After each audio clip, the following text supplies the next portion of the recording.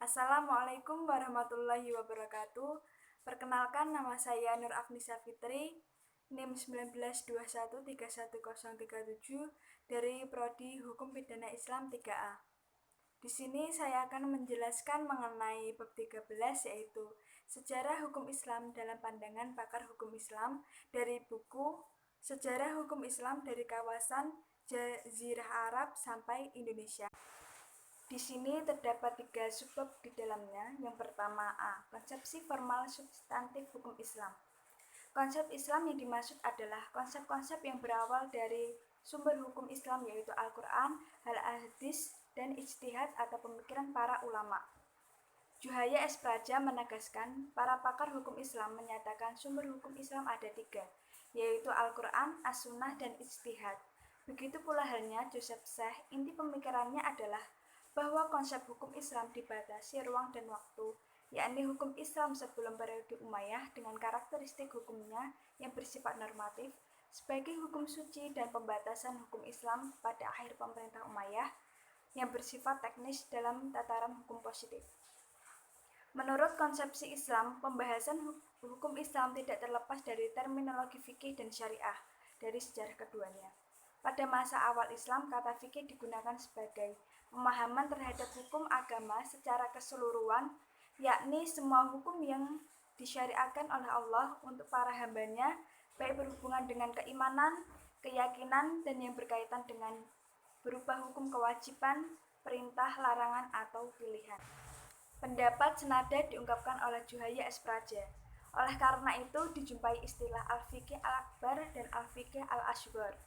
Abu Hanifah salah seorang imam mazhab yang mendefinisikan fikih sebagai pengetahuan tentang hak dan kewajiban manusia. Definisi ini dikutip Abdul Karim Zaidan yang mencakup hukum iktiqadiyah dan hukum amaliyah. Dengan demikian dapat diringkas istilah fikih terdapat 2 pengertian, yaitu yang pertama, fikih adalah memelihara masalah-masalah hukum nyata yang praktis atau berkaitan dengan perbuatan, yang diambil dari Al-Quran, Sunnah, serta yang disimpulkan dari keduanya, apakah dipelihara beserta dalilnya atau permasalahannya saja. Yang kedua, fikih adalah kumpulan hukum syara. Menurut para fuqaha, bila dibandingkan antara pengertian syariah dan fikih, keduanya mengandung hubungan umum dan khusus. Umar Sulaiman menjelaskan secara rinci perbedaan antara syariah dan fikih. Yang pertama, syariat bersifat sempurna dan tidak berubah, sedangkan fikih terus berkembang dan berubah menurut tempat, masa, dan orang yang paham. Yang kedua, kesamaan syariat dan fikih terletak pada hasil ijtihad fikih yang benar, sedangkan ijtihad fikih yang salah tidak dapat disamakan dengan syariat. Yang terakhir, syariat bersifat umum dan universal. Pemikiran Syekh secara esensi tampaknya berbeda, memfokuskan hukum pada pengertian sebagai kesatuan norma yang mengikat manusia. Juhaya S. Praja berpendapat bahwa fikih tidak terlepas dari 2 lapisan, yaitu ilahiyah dan insaniyah. Senada dengan kenyataan itu yang diungkapkan dengan Rahmat Janika. Dengan demikian, pendapat tersebut tampaknya terjadi mata rantai fikih dan syariat.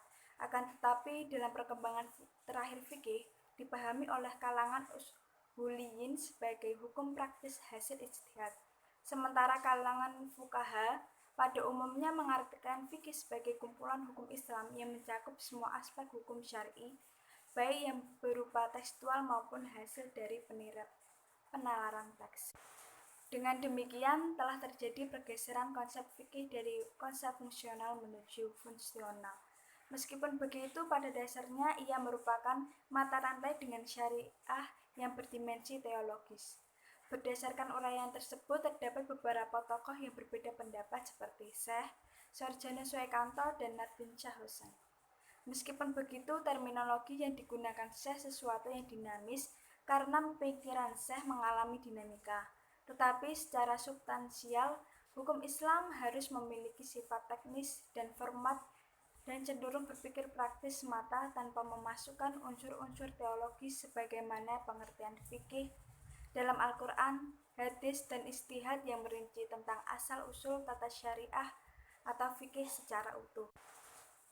Dan yang kedua, B.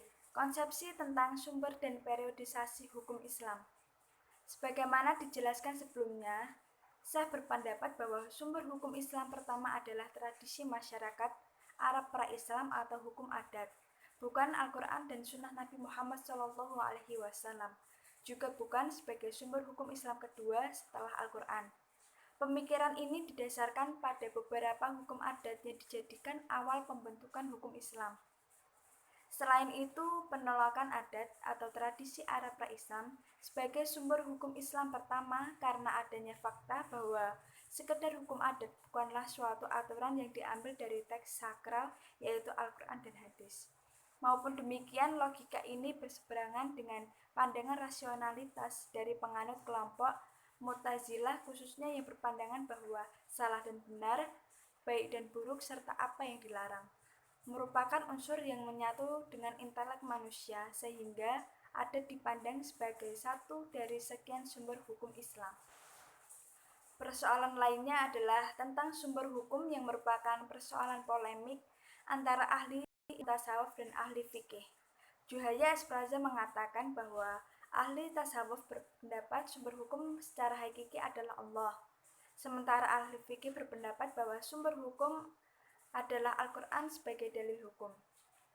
Berdasarkan fakta tersebut, dapat ditarik titik terang bahwa adat dalam realitas sistem hukum Islam memiliki keefektifan yang sangat besar dan penting. Pada tahap ini, benar Syekh berpendapat bahwa adat atau tradisi pra-Islam dapat dijadikan sebagai sumber hukum bukan pertama melainkan sekunder. Akan tetapi dalam hal ini Syekh melupakan atau mengabaikan faktor teologis bahwa hukum Islam tidak semata berdasarkan realitas melainkan ada unsur udhuriyah yang memainkan peran penting dalam kreasi hukum Islam sebagaimana pemahaman umat Islam secara umum. Pemikiran lain dari Syekh adalah bahwa Al-Quran tidak memberikan standar teknis tentang hukum, misalnya jual beli. Maksudnya, pemikiran Syekh tentang Al-Quran hanya sebatas kitab hukum yang tentu saja pandangan seperti ini ditolak baik orientalis seperti Coulson, Fitzgerald, atau ahli hukum Islam tersebut. Selanjutnya, ia berpikiran bahwa sunnah Nabi bukan sebagai sumber hukum Islam kedua, melainkan tradisi atau sunnah dari berbagai aliran pemikiran di Mekah, Kufah, Madinah, dan Irak, baik pada Nabi SAW. Selanjutnya, membandingkan antara versi tradisi awal dan versi terkemudian, ia menemukan bahwa dalam periode selanjutnya terdapat tradisi yang tidak ada periode sebelumnya. Berkaitan dengan persoalan tersebut, pada intinya, bentuk hukum Islam terutama pada masa Nabi, sahabat, dan Umayyah. Di masa Nabi dan sahabat, untuk membuktikan kedua masa tersebut memiliki bentuk hukum Islam, sekaligus untuk membantah pendapat Syekh bahwa hukum Islam dimulai pada zaman Umayyah. Penjelasan sebelumnya, Syekh di satu sisi mengakui adanya hukum keluarga waris, sementara di sisi lain ia menolak hukum tersebut sebagai hukum yang berasal dari Al-Quran dan masa Nabi. Berdasarkan uraian tersebut, tampaknya bentuk-bentuk hukum Islam yang terkandung dalam Al-Quran jauh dari bayangan Syekh. Hal itu terbukti Syekh hanya membuat formasi hukum Islam didasarkan pada pemerintahan Umayyah, baik dari praktik ibadah yang populer dilaksanakan oleh masyarakat maupun praktik ibadah yang populer dilaksanakan oleh masyarakat maupun praktik administrasi pemerintahan seperti hukum perang, hukum fiskal, dan hukum pidana. Selain itu, ketiga aliran politik dan keagamaan meminjam istilah Syekh seperti Mu'tazilah, Khawarij, dan Syiah baik secara teoritis maupun praktis. Terbukti memiliki metodologi hukum tersendiri dan tentu saja memiliki pandangan yang berbeda terhadap hukum. Meskipun demikian, apa yang disangkakan oleh Syekh secara realitas tidak benar. Dan yang ketiga, C. Konsepsi metodologi penggalian hukum Islam. Dalam menganalisis metode pemikiran hukum Islam, Syekh menyimpulkan untuk menggunakan beberapa pendekatan. Juhaya Espraja menjelaskan bahwa karena hukum Islam berdimensi uluhiyah, dalam arti ia adalah bagian dari agama, paling tidak ada 4 pendekatan yang harus digunakan dalam penelitian tersebut, seperti pendekatan teologi, filsafat atau filsafat hukum Islam, sejarah, dan ilmu-ilmu sosial. Pendekatan teologi penting dalam meneliti hukum Islam, didasarkan bahwa teologi bukan hanya mencoba menjelaskan bagaimana sesungguhnya pria dan wanita berbicara tentang Tuhan atau pembahasan Tuhan semata.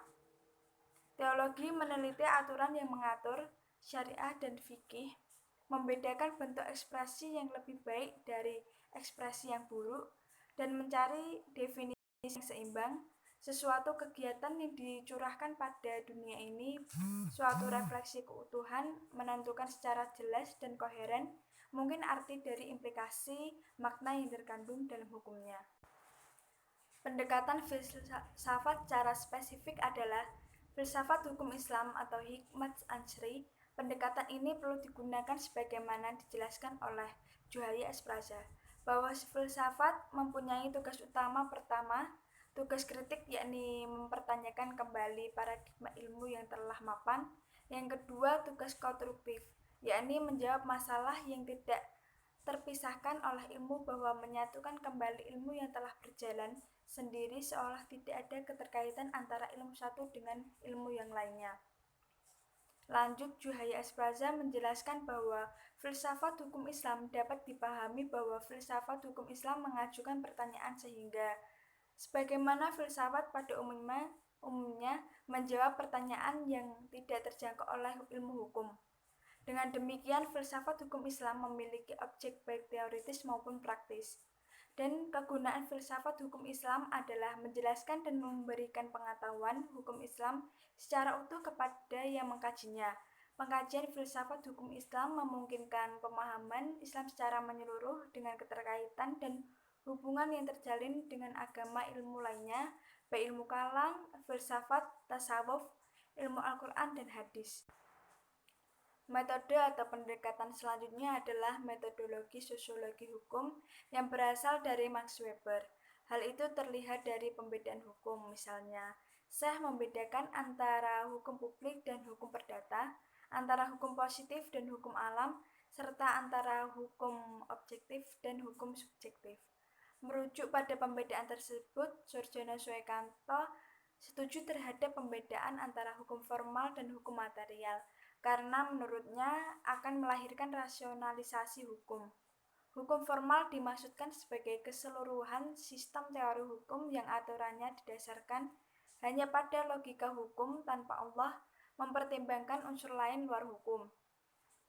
Metode yang terakhir yaitu metode sejarah menurut analisis Soejono Soekanto. Pada dasarnya, metode ini masuk ke dalam mazhab sejarah dan kebudayaan sebagai mata rantai sebelum sosiologi hukum lahir, dari mazhab sociological jurisprudence.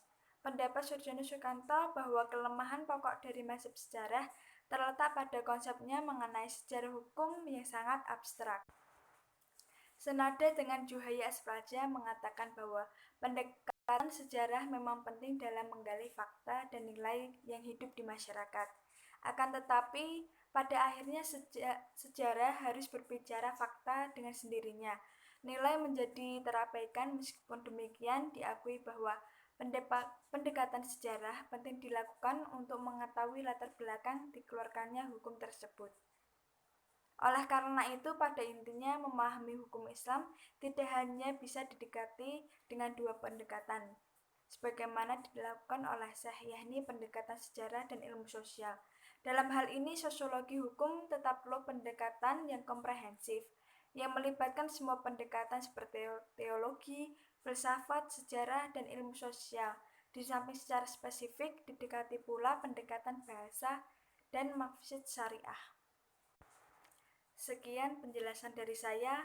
Kurang lebihnya saya mohon maaf bila ada salah kata, baik disengaja maupun tidak sengaja. Terima kasih. Wassalamualaikum warahmatullahi wabarakatuh.